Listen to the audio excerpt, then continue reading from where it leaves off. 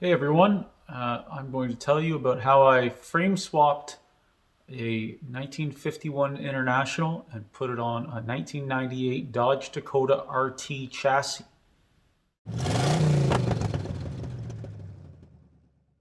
So this is going to be a different video. I did this job about 3 or 4 years ago, and it's probably the one that I'm the most proud of out of any job that I've done on old cars up until now. It was a big job, it was a massive undertaking. I'd like to give special thanks before I get started with to some friends of mine. Jeff Potter, who has built a million of these things. Um, he did a great job on a bunch of his trucks, and it was some of his videos of trucks for sale that got me inspired to do it. And without him and being able to reach out to him, I wouldn't have been able to get it done. The other person is Kyle Pernokes. Kyle is a good friend of mine. He actually ended up buying the truck when I was done with it. He fell in love with it and had to have it. So money talks, and I wanted a 57 Chev truck. So I sold it to him and carried on. But he helped me a bunch through the way. Also, my son Jacob, he helped quite a bit.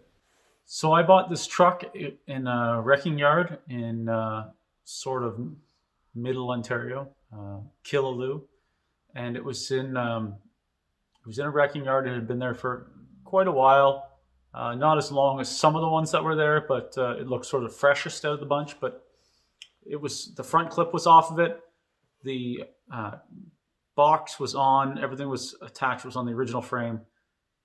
Things were more or less complete other than the front clip was off. Somebody had tried to do some resto work on it. It still had the powertrain in it.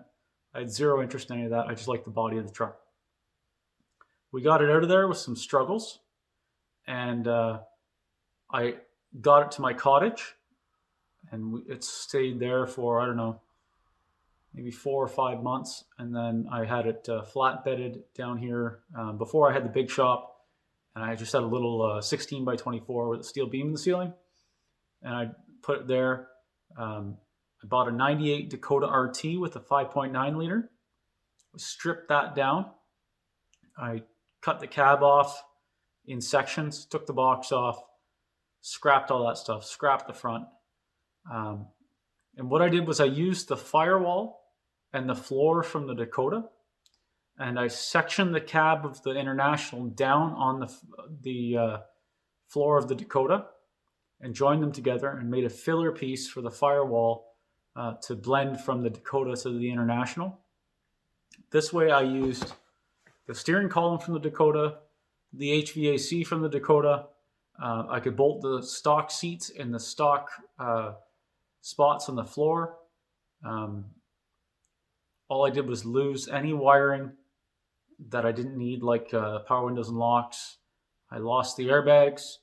As far as headlights and taillights go, I just literally cut off the ends that went to the Dakota headlights and taillights, and spliced in some headlights and taillights for the International. LED taillights, I think.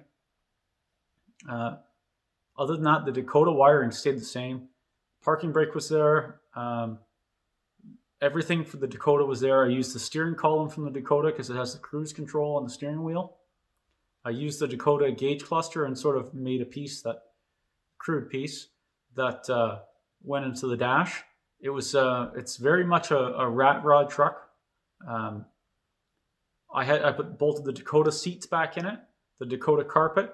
Now later, Kyle changed the seats and went with a leather Durango seat, which actually is quite a nice upgrade.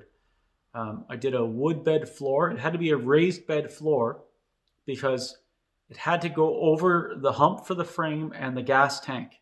The gas tank is in there, and I didn't have to touch the frame. I didn't have to do any of that. It was literally put the International body on the Dodge Dakota chassis with the floor and firewall. That way, I also had it's also attached, affixed with the cab mounts for the Dodge Dakota. So you can unbolt the cab and take the cab off if you wanted to with the floor. Other than that, it's pretty straightforward Dodge Dakota stuff. It worked out really well. It's probably the best end result that I've had. It's turnkey, drive it anywhere. It just drives like a 98 Dodge Dakota RT.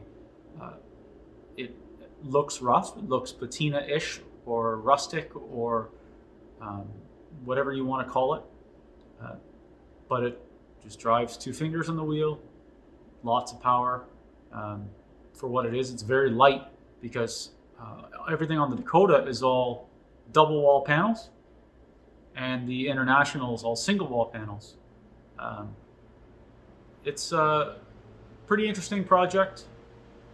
I was really glad at how it turned out. We named it Harvey the Harvester, and overall I'm very proud of what we accomplished with it, and Kyle is enjoying it and has been enjoying it for a few years, and I think he's going to enjoy it for a lot more.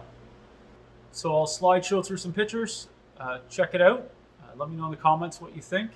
Please like, share, and subscribe and all that good stuff.